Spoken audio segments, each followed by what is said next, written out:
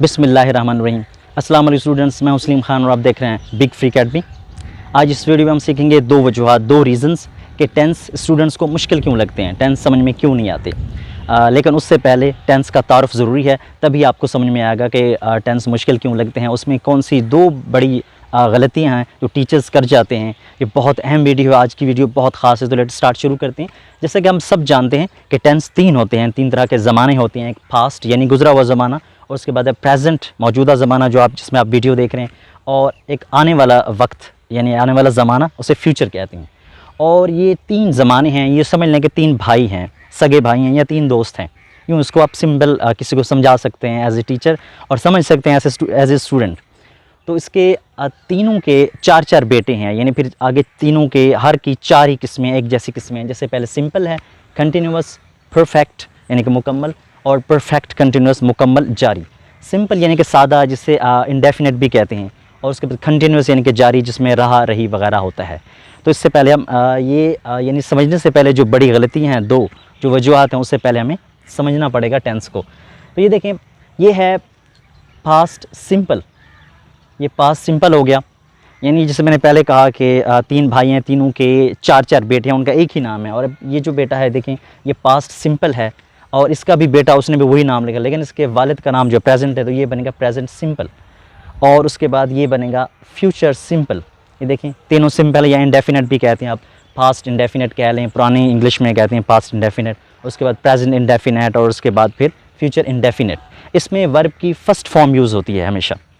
और इसमें डिफरेंस क्या है, डिफरेंस थोड़ा सा है सब में, वो फिर आगे मैं बताऊंगा, उसकी वजूहात जब मैं बताऊंगा तो फिर ये भी आपको पता चल जाएगा। उसके बाद नेक्स्ट है देखें, पास्ट कंटिन्यूअस, यानी पास्ट जारी कंटिन्यूअस। उसके बाद है प्रेजेंट कंटिन्यूअस, ये हो गया, और ये हो गया फ्यूचर कंटिन्यूअस। इसमें वर्ब की फोर्थ फॉर्म इस्तेमाल होती है, जैसे ING फॉर्म आप कहते हैं, मैं उसे फोर्थ फॉर्म कहता हूँ। और उसके बाद आगे देखें परफेक्ट, परफेक्ट आ गया यानी कि मुकम्मल, कोई भी काम मुकम्मल हो गया। जैसे मैंने इंग्लिश सीख ली है, या मैं इंग्लिश सीख चुका हूँ, तो ये पास्ट है, पास्ट परफेक्ट, और ये है प्रेजेंट परफेक्ट, और ये है फ्यूचर परफेक्ट। उसके बाद ये परफेक्ट हो गया, आगे हो गया परफेक्ट कंटिन्यूअस। देखें, ये है पास्ट परफेक्ट कंटिन्यूअस, और ये है प्रेजेंट परफेक्ट कंटिन्यूअस, और उसके बाद आखिर में है फ्यूचर परफेक्ट कंटिन्यूअस। तो ये हो गए टोटल 12, यानी तीन ज़माने हैं और उसकी चार किस्में। मतलब ये सिंपल है, लेकिन ये पास्ट सिंपल है, पास्ट का बेटा यूँ समझ लें आप। और ये है प्रेजेंट, ये सिंपल है ये भी, लेकिन ये प्रेजेंट सिंपल है। उसके बाद आगे है फ्यूचर सिंपल। इन सब में वर्ब की फर्स्ट फॉर्म यूज़ होती है। इसमें कंटिन्यूअस में फोर्थ फॉर्म हमेशा यूज़ होती है, जिसमें रहा रही वगैरह होता है। उसके बाद परफेक्ट में वर्ब्स थर्ड फॉर्म यूज़ होती है, थर्ड की वर्ब फॉर्म। उसके बाद परफेक्ट कंटिन्यूअस, जैसे ये परफेक्ट भी है और ये कंटिन्यूअस भी है। देखिए, नीले ब्लू में मैंने लिखा कंटिन्यूअस, और परफेक्ट लिखा है मैंने रेड कलर में। तो इसमें ज़्यादा असर जो है वो है कंटिन्यूअस का, यानी जारी का। इसीलिए इसमें वर्ब्स फोर्थ फॉर्म इस्तेमाल होती है। इसमें दो में फोर्थ फॉर्म और परफेक्ट में थर्ड फॉर्म हमेशा। जैसे आप वर्ब जानते हैं, ऑलरेडी जानते हैं, क्योंकि आप स्टूडेंट हैं या फिर टीचर हैं, तो जानते होंगे कि वर्ब की कितने चार फॉर्म्स होती हैं। आमतौर पे तीन पढ़ाया जाए, चौथी होती है ING वाली, जैसे मैंने ये फोर्थ फॉर्म यहाँ पे लिखा है, ये आप जहन में रख लें ताकि आपको पता चले। लेकिन इससे पहले, टेंस से पहले आपको ये दो चीज़ें और भी पता होनी चाहिए, सब्जेक्ट, ये है वर्ब, और ऑब्जेक्ट यानी SVO। सब्जेक्ट के बाद आता है वर्ब, और उसके बाद ऑब्जेक्ट SVO। तो तीन चीज़ें आपको पता होना चाहिए, और वर्ब की फॉर्म्स भी पता होना चाहिए, तभी जाके आप टेंस सीखेंगे। लेकिन आज हम टेंस का तारुफ पढ़ रहे हैं, सीख रहे हैं, और ये दो वजूहात सीख रहे हैं कि टेंस समझ में क्यों नहीं आते स्टूडेंट्स के, टेंस मुश्किल क्यों लगते हैं, उसकी वजह क्या है। अब देखें, अब आपको समझ आएगी। लेकिन इसमें थोड़ा सा फ़र्क है। जैसे यूँ समझ लें कि सबके आँख कान, दो आँखें, दो कान मेरे, एक मुंह और दो हाथ, और ये सबके होते हैं, लेकिन थोड़ा डिफरेंस होता है। इसमें भी एक ही चीज़ें हैं। इसमें है मिसाल के तौर पे, ये पास्ट सिंपल है, या ये पास्ट कंटिन्यूअस से मैं शुरू करता हूँ। मैं इंग्लिश सीख रहा था, मैं इंग्लिश सीख रहा था, उर्दू में मैं लिख देता हूँ यहाँ पे। ये है लफ्ज़ था, एक ही लफ्ज़ का फ़र्क है। और यहाँ पे है मैं इंग्लिश सीख रहा हूँ, मैं इंग्लिश सीख रहा हूँ। मैं इंग्लिश सीख रहा था, I was learning English, और मैं इंग्लिश सीख रहा हूँ, I am learning English। उसके बाद मैं इंग्लिश सीख रहा हूँगा, और यहाँ पे आएगा हूँ की बजाय हूँ गा।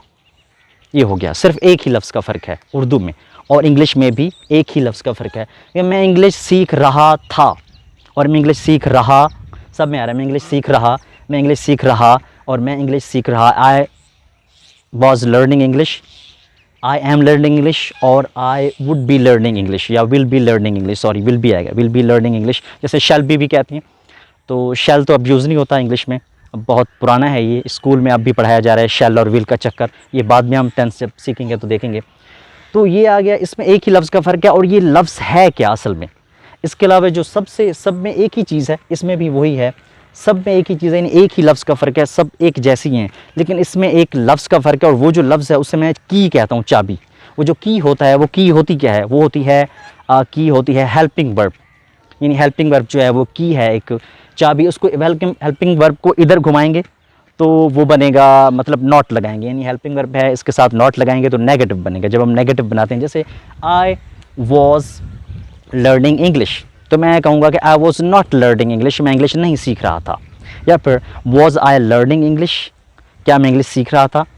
उसके बाद है when was I learning English, मैं इंग्लिश कब सीख रहा था। तो इसको जब नॉट लगाएंगे हेल्पिंग वर्ब के साथ, जब नेगेटिव बनाते हैं तो हेल्पिंग वर्ब के साथ नॉट लगाते हैं, NOT नॉट, तो वो नेगेटिव बनता है। उस हेल्पिंग वर्ब को सब्जेक्ट से पहले लेके आते हैं तो फिर ये सवालिया बन जाते हैं, यानी इंट्रोगेटिव बनता है। फिर उससे पहले 5W1H भी मैं पढ़ा चुका हूँ आपको, दूसरे एक चैनल है बिग लैंग्वेज चैनल, उस पर आप देख सकते हैं, एक ही है बिग फ्री अकेडमी और बिग लैंग्वेज चैनल, दोनों मेरे एक ही हैं। तो उसमें पढ़ा चुका हूँ मैं कि किस तरह डबल इंट्रोगेटिव बनाते हैं 5W और 1H से। 6 ऐसे अल्फाज हैं जैसे व्हेन, वाई, वेयर, हु और हाउ वगैरह, उससे तो उसे डबल इंट्रोगेटिव, और सबको यानी नेगेटिव बनाने के लिए, इंट्रोगेटिव बनाने के लिए, या फिर डबल इंट्रोगेटिव जुमलों को बनाने के लिए हमें हेल्पिंग वर्ब की ज़रूरत पड़ती है। वो हेल्पिंग वर्ब चाबी होती है की, उसे मैं की कहता हूँ। उसके बाद उसमें वही हेल्पिंग वर्ब है, जैसे आई वॉज जिसमें है वो है हेल्पिंग वर्ब, मैं इंग्लिश सीख रहा था, यहाँ पे आ रहा, सिर्फ जो है हेल्पिंग वर्ब की तब्दीली है इसमें, हेल्पिंग वर्ब थोड़ा सा चेंज है, वो है हेल्पिंग वर्ब असल चीज़।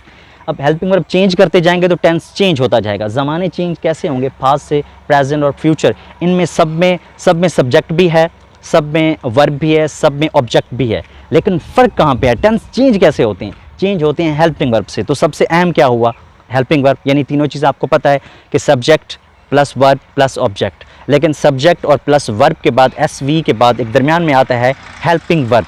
हेल्पिंग वर्ब बहुत अहम है, वो इसकी की है, चाबी है। सबसे बड़ी बात ये, अब मैं ये आपको समझ में आ गई कि हमें क्या करना पड़ता है जुमला बनाने के लिए, यानी सब्जेक्ट वर्ब और ऑब्जेक्ट होता है एक जुमला बनाने के लिए। टेंस जो होता है वो जुमला या तो पास्ट टेंस में होता है, या प्रेजेंट टेंस में होता है, या फिर फ्यूचर टेंस में हो सकता है। अब उसको तब्दील कैसे करेंगे, पास्ट में कैसे करेंगे, प्रेजेंट में और फ्यूचर में, उसके लिए हमें हेल्पिंग वर्ब चाहिए होती है, और इन सब में हेल्पिंग वर्ब है। अब मज़े की बात यह है कि इन सब में हेल्पिंग वर्ब है, लेकिन इन दो में हेल्पिंग वर्ब नहीं है, जो इसका बेसिक फार्मूला है, यानी subject plus verbs first form plus object, इसमें हेल्पिंग वर्ब नहीं है। प्रेजेंट सिंपल में, यानी प्रेजेंट सिंपल या ये प्रेजेंट सिंपल या फिर पास्ट सिंपल, ये दोनों एक जैसी हैं। इनमें मुश्किल क्या है, इसमें चीज़ है कि इसमें हेल्पिंग वर्ब नहीं है। बेसिक जो उसका फार्मूला है, फार्मूला हम बनाते हैं जब उसका कुलिया लिखते हैं तो उसमें हेल्पिंग वर्ब है ही नहीं, और इस तरह हिसाब से ये सबसे ज़्यादा मुश्किल टेंस है, सबसे ज़्यादा। वैसे मुश्किल है नहीं, अगर आपने सबसे पहले ये वाले पढ़े हों तो ये मुश्किल नहीं है इसमें।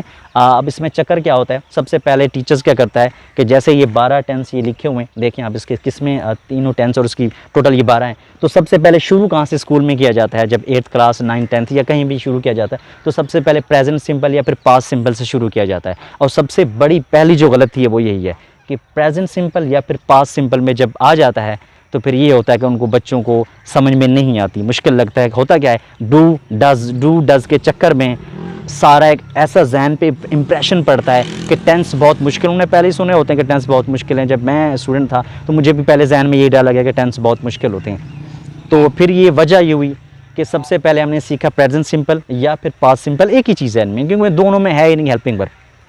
नतीजा क्या निकला, तो वो क्या निकला, ये हुआ कि वो कहते हैं ना इंग्लिश में, first impression is the last impression. जो जब फर्स्ट इंप्रेशन पड़ता है कि कोई चीज़ मुश्किल आपको लगती है तो फिर वो आखिर तक जाता है कि टेंस मुश्किल होते हैं। तो सबसे बड़ी गलती क्या करते हैं कि पास्ट सिंपल या फिर प्रेजेंट सिंपल या फ्यूचर, इन दोनों को एक ही कैटेगरी में आप रख लें, ये नहीं पढ़ाने। सबसे पहली गलती ये बिल्कुल नहीं पढ़ाने। अब जब शुरू करना है आपको तो कहाँ से करना है, ये प्रेजेंट कंटिन्यूस से, ये पास्ट कंटिन्यूस, प्रेजेंट कंटिन्यूस या फिर पास्ट कंटिन्यूस। वैसे मुझे लिखना ये था कि प्रेजेंट इधर और पास्ट इधर, लेकिन क्योंकि पहले पास्ट होता है फिर प्रेजेंट और फिर फ्यूचर आता है तो फिर मैंने ऐसे ही इसको लिख दिया। तो सबसे बड़ी गलती, अच्छा उसमें क्या करते हैं टीचर, क्या करते हैं कि सबसे पहले पास्ट सिंपल या फिर प्रेजेंट सिंपल पढ़ा देते हैं। तो चक्कर ये होता है डू डज, जैसे एक देखें अब गाड़ी कीचड़ में फंस जाती है, घूमती रहती है डू डज के चक्कर में, तो कुछ सब पल्ले ही नहीं पड़ता, कुछ समझ में नहीं आता। तो सबसे पहले शुरू जब भी करें पास्ट कंटिन्यूस या फिर प्रेजेंट कंटिन्यूस से शुरू करें, तो फिर आपको पता चलेगा कि टेंस कितने आसान है। अब क्योंकि इन सब में बाकी सब में, यानी इसमें फ्यूचर में भी है, इसमें विल आता है या शैल आती है, शैल विल, मैं तो विल लगाता हूँ, आप शैल लगा लें बेशक। तो इसमें क्या हेल्पिंग वर्ब इसमें है, इन दो में हेल्पिंग वर्ब नहीं है। हेल्पिंग वर्ब के साथ ही हम नेगेटिव बनाते हैं, हेल्पिंग वर्ब के साथ ही हम इंट्रोगेटिव या फिर डबल इंट्रोगेटिव बनाते हैं, क्योंकि हेल्पिंग वर्ब एक की है, चाबी है। तो सबसे पहले क्या करें, पास्ट या फिर प्रेजेंट कंटिन्यूस पढ़ाएं, पास्ट या फिर प्रेजेंट कंटिन्यूस पढ़ाएं। उसमें ये होगा कि इसमें हेल्पिंग वर्ब है, उसी जैसे आई वॉज लर्निंग इंग्लिश, मैं इंग्लिश सीख रहा था, इसमें वॉज है, ठीक है। उसके बाद जब नेगेटिव बनाएंगे तो I was not learning English, मतलब जो हेल्पिंग वर्ब है उसके साथ हमने नॉट लगाया तो वो बन गया नॉट नेगेटिव। अब उसको वॉज आई लर्निंग इंग्लिश, क्या मैं इंग्लिश सीख रहा था, when was I, where was I learning English, मैं इंग्लिश कहाँ सीख रहा था, तो मैं कह सकता हूँ I was learning English at big language channel on YouTube वगैरह वगैरह, तो कह सकते हैं हम इस तरह। तो ये क्या है, सबसे पहले पहली गलती कि प्रेजेंट या फिर पास्ट सिंपल या इंडेफिनिट जैसे कहते हैं ये नहीं पढ़ाना। सबसे पहले पढ़ाना है पास्ट कंटिन्यूस, प्रेजेंट कंटिन्यूस या फिर फ्यूचर कंटिन्यूस। लेकिन मैं यहाँ से शुरू करें, ये सारे पढ़ के फिर आखिर में आप आएंगे तो फिर आसान लगेगा, क्योंकि बच्चों को सब्जेक्ट का पता लग जाएगा, चल जाएगा कि सब्जेक्ट क्या होता है। उसके बाद बच्चों को ये भी पता चलेगा कि नेगेटिव कैसे बनाते हैं, यानी हेल्पिंग वर्ब के साथ नॉट लगाते हो नेगेटिव बनता है। इंट्रोगेटिव सवालिया कैसे बनाते हैं, सवालिया बनाते हैं जब हेल्पिंग वर्ब को सब्जेक्ट से पहले ले आते हैं, उल्टा कर देते हैं। आई वॉज लर्निंग इंग्लिश, लेकिन आई वॉज को उल्टा कर दूँ, वॉज आई लर्निंग इंग्लिश, क्या मैं इंग्लिश सीख रहा था। तो ये हम उसकी दूसरी वजह, ये तो एक वजह होगी कि पास्ट सिंपल या फिर प्रेजेंट सिंपल पढ़ाते हैं टीचर, जिसकी वजह से समझ में नहीं आते, मुश्किल लगते हैं। और दूसरी वजह ये है कि फार्मूले के साथ पढ़ाना, फार्मूले के साथ नहीं पढ़ाया जाता, मतलब एक रट्टा लगाया जाता है, करता हूँ या करती है या कर रहा हूँ, इस तरह पढ़ाया जाता है, मतलब करता ता ती वगैरह के चक्कर में यानी सारा माइंड जो है वो खिचड़ी पक जाती है, भेजा फ्राई जैसे हो जाता है। ये मैं क्योंकि मेरा एक्सपीरियंस है, मैं स्टूडेंट रह चुका हूँ, अब मैं टीचर भी हूँ। जब मैं स्टूडेंट को पढ़ाता हूँ तो सबसे पहले मैं पास्ट कंटिन्यूस पढ़ाता हूँ, उसके बाद पास्ट प्रेजेंट कंटिन्यूस, उसके बाद फिर फ्यूचर कंटिन्यूस। उसके बाद अगर पढ़ाना भी हो तो तब आप पढ़ा सकते हैं आप पास्ट सिंपल और प्रेजेंट सिंपल या फ्यूचर सिंपल वगैरह, क्योंकि जब आपको एक दफ़ा आप पता चल जाएगा कि नेगेटिव, इंट्रोगेटिव, डबल इंट्रोगेटिव किस तरह जुमले बनते हैं, जब एक या दो सीख लेंगे तो फिर मसला ही नहीं होगा। सब सारे एक जैसे ही हैं, सब में एक जैसा, सिर्फ एक लफ्ज़ का फ़र्क है। जैसे मैंने कहा यहाँ पे था, मैं इंग्लिश सीख रहा था, मैं इंग्लिश सीख रहा हूँ और मैं इंग्लिश सीख रहा हूँगा, सिर्फ एक ही लफ्ज़ का फ़र्क है। वो लफ्ज़ जो अल्फाज होते हैं वो होते हैं हेल्पिंग वर्ब, इनका फ़र्क होता है, बाकी सब में हेल्पिंग वर्ब हैं। जब हम फार्मूला लिखेंगे, अब क्या होगा कि जब मैं आपको इसके बाद पढ़ाऊंगा इंशाल्लाह, हम जब सीखेंगे तो हम फार्मूले के साथ सीखेंगे। Subject plus was were plus verbs fourth form plus object, subject plus have had have या फिर हैज़, इस तरह। मतलब अब जब लिखेंगे आएगा तो फिर मैं आपको पता चलेगा कितना आसान है। और सारे टेंस एक जैसे ही हैं। जैसे मैंने अब पहले आपसे कहा कि दो कान, दो आँखें, एक नाक और एक मुंह, सब इंसान एक जैसे, उसमें थोड़ा सा फ़र्क है, शक्ल में जैसे होता है फिर भी फ़र्क पड़ जाता है। इनमें भी एक ही लफ्ज़ का फ़र्क होता है और वो है हेल्पिंग वर्ब। बार बार कहूँगा मैं, helping verb, helping verb, helping verb. उसी के साथ नेगेटिव बनाएंगे तो नॉट लगाएंगे हेल्पिंग वर्ब के साथ, और अगर उसको इंट्रोगेटिव सवालिया बनाना है तो हेल्पिंग वर्ब को सब्जेक्ट से पहले ले आएंगे। तो सारे टेंस का एक ही तरीका है, सिर्फ डिफरेंस हेल्पिंग वर्ब का है। नंबर एक के सबसे बड़ी गलती, दोबारा देखें, पास्ट सिंपल की बजाय पास्ट कंटिन्यूस पढ़ाएं या प्रेजेंट सिंपल की बजाय प्रेजेंट कंटिन्यूस पढ़ाएं स्टूडेंट्स को। और उसके बाद जब भी आप अगर शुरू भी करना सीखना चाहें तो पहले ये वाले सीखें, ये ना सीखें।